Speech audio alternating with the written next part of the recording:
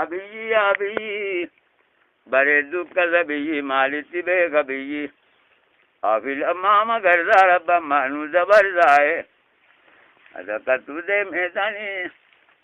otuu du'e biqilee abiyyiin salbaasaati gidee abiyyi mudhiisoonsaa nkaabalee dubbii godhusaa biyya abiyyiin jiru hattuun hatteen oppoltu egaa boqqolloon hin bollogtu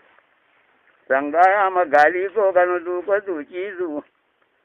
abiyyi garraamii koo kan utuu beeku dhiisu kan hidhee ka'ee harka rabbisaa kenneen abiyyiin dhiiga kenne cukkunii dhiiga kenne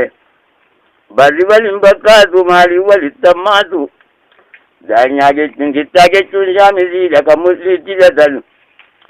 daanyaa jechuun abiyyiidha kan dubbiitti himatan gudii abiyyi Ahmadi dhalattuu ijoollee Jimmaa an takka deemeetanii kalloo ijoollee Aggaaroo akoortu kormintaan koo kan bo'ummataatti baasu akoor ijoolleen Jimmaa kan aarii dhiiraa baasu koor ijoollee Aggaaroo an takka deemeetanii abbudduun nachaashanii amma faana keessutti irrabdu haati dhiiraa amma waaqa keessutti adeemanii sussukuun miila abbaan barsiifateen barsiisin miila kee abiyyi dullumaan daphoo nyaachuun garaa abbaan barsiifateen barsiisin garaa kee bira ga'anii dheessuun qalbii abbaan barsiifateen barsiisin qalbii kee qabsaa ijoollee yaati qalloo ijoollee Oromoo an takka deemeetanii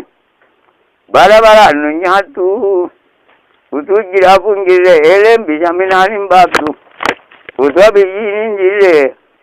an takka deemeetanii jabaan gabaanuun dhaabdu gaalee bulee kophaasaa nannunee hawwaasaa biyya abiyyiin jiru boqqolloon hin bollogtu hattuun hatteen oppoltu jimaatan manaa baatinnaan hangalaamiti jedhe abiyyi Ahmadi cinaachaan lafaan gaasilaan lafaa miti jedhe lammaa magarsaa rabbammaa nu dabarsaa kalloo ijoollee wallaggaa idaa maalii wallamna jettee jaamaan taphatti